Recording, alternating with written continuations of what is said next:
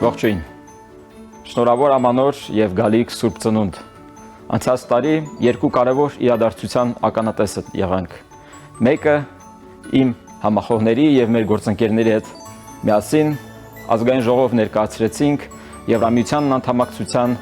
մեկնարկի մասին օրինագիծ, որն արժանացավ ազգային ժողովի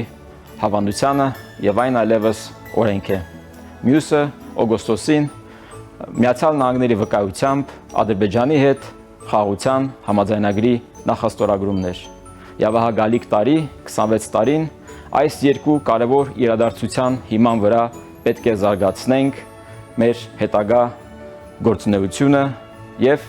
Հայաստանի Հանրապետության առաջընթացը։ Կարևոր իրադարձությունը նաեւ 26 թվականի հունիսին կայանալիք խորհրդարանական ընտրությունները եւ մենք պետք է աշխատենք, որպեսզի